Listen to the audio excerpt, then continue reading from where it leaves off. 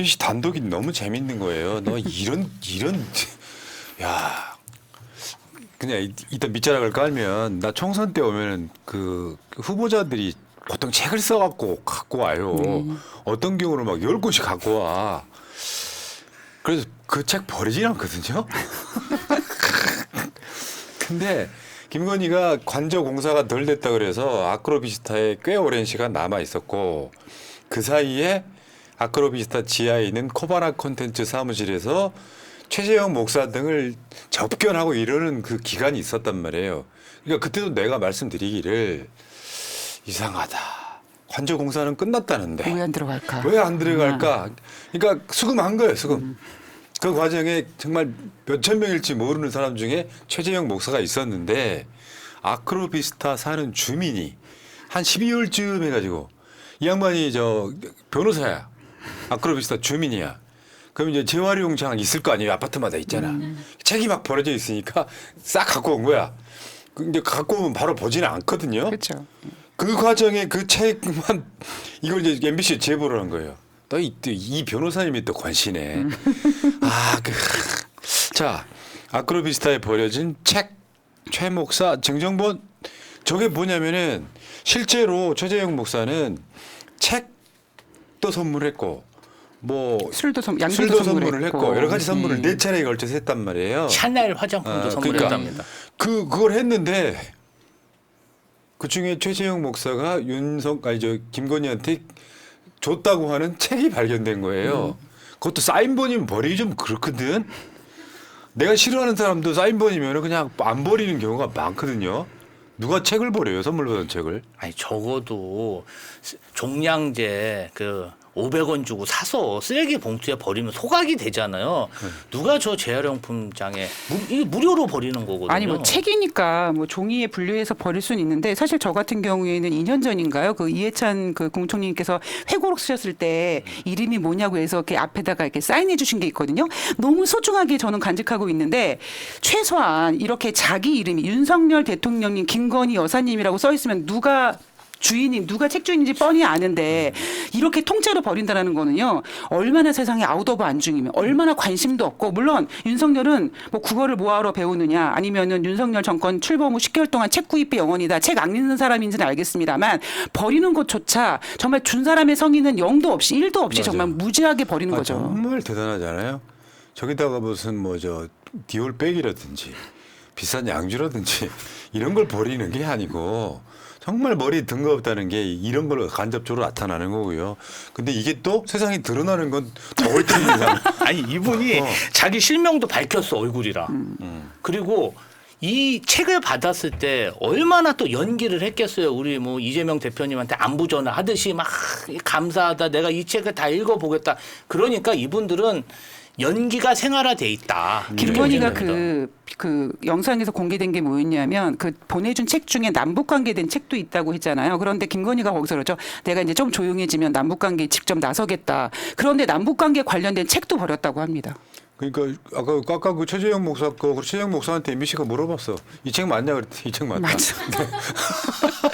야 이게 드러난다니까 이런 것이요. 우리가 태블릿 PC가 발견돼서 박근혜 탄핵에 뭐 중요하게 쓰였듯이 이 사건은 이런 것들이 발견돼 신기하게.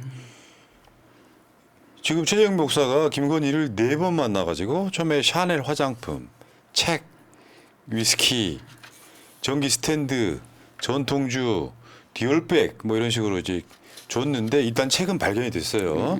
발견이 됐고 MBC가요. MBC가 자막에 저렇게 썼어. 위스키 행방은 확인이 안 돼. 저게 40만 원 정도 가량 되는 위스키라고 하죠. 행방은 어디가 있을까요? 누가 벌써 껄떡껄떡 마시고 똥 뺐겠죠. 아니 근데 이철규 의원이 이런 뭐 국고에 귀속된다, 뭐 샤넬백 이렇게 얘기했는데 알고 보니까 뭐 책은 왜 귀속이 안 되고 이게 뭐가 뭔지 잘 모르겠어요. 맞아요. 근데 거기서 같이 발견된 게 있습니다. 난 이게 더 열받을 것 같아.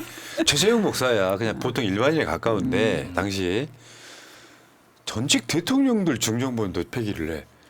요것도 MBC 그러니까 요거 이런 게 아마 제보가 들어오면 이걸 확인하는데 굉장히 꽤 오랜 시간이 걸렸을 걸로 보는데 전두환 회고록 저게 김건희가요 대선 때 이순자 만나러 갑니다.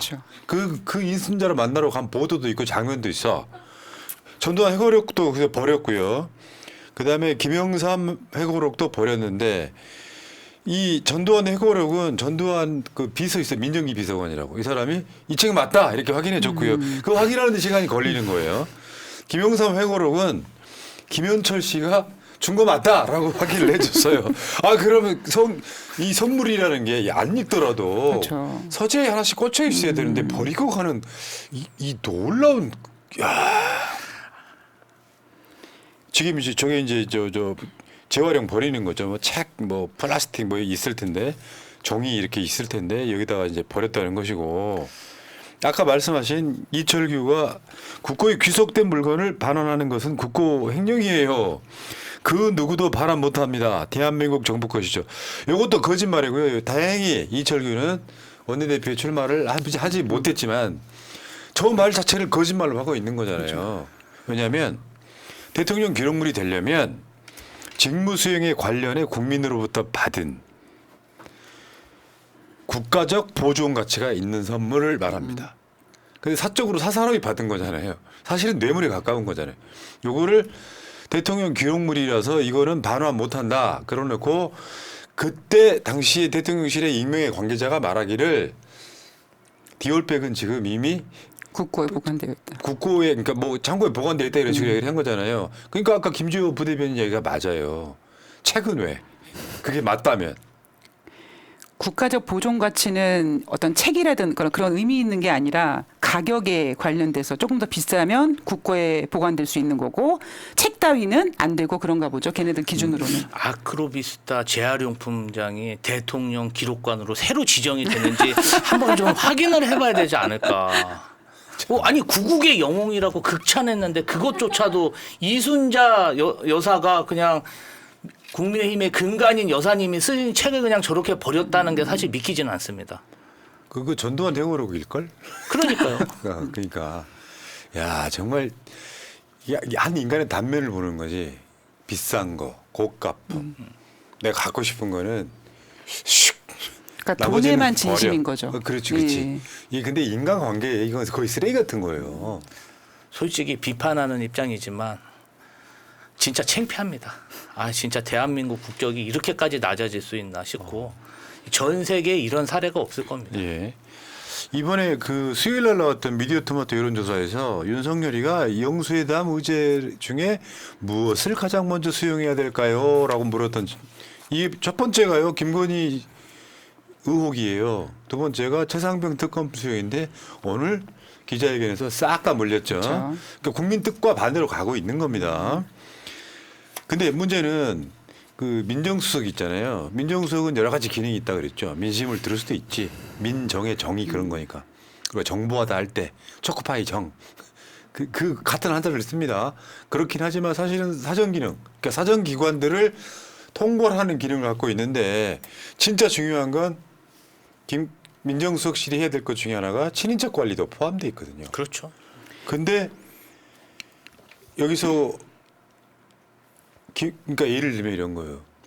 둘 다 공약이야. 민정수석실 폐지도 폐지. 공약이고 제2부속실 설치도 공약이에요. 근데 민정수석실을 설치하면서는 뭐라고 그랬느냐. 공약을 파기하면서까지 그건 사과하지도 않았어요. 김대중 대통령의 말도 안 되는 그 예를 들어가지고 이건 공약을 파기하는데 그러면 제2부속실은 왜 부활 이안 그렇다 쳐. 그럼 민정수석실 여러 가지 기능 중에 김건희를 감시하는 게 있어야 될 거 아니에요. 근데 그 기능에 대한 이야기를 안 합니다. 이게 가장 큰 문제고요. 그리고 조선일보도 이 이야기를 했어요. 민정수석실보다 특별감찰관이 먼저 아니냐. 왜냐? 윤석열 공약이었거든요. 특별감찰관 설치하겠다라고 윤석열이 공약했던. 그러니까 지금 그 민정수석실이 다시 부활했다라고 하는데 맨 처음에 법률수석실이라고 표현을 쓰다가 이거 정말 윤석열 대통령의 큰 무슨 그 로펌이 생기는 거 아니냐라는 얘기를 하니까 은근슬쩍 법률수석이란 말을 빼고 민정수석이란 말을 바꾸더라고요. 그러니까 그만큼 얘네들은 딱 검사의 마인드로 여전히 국민들을 지배하려고 하는 것 같아요.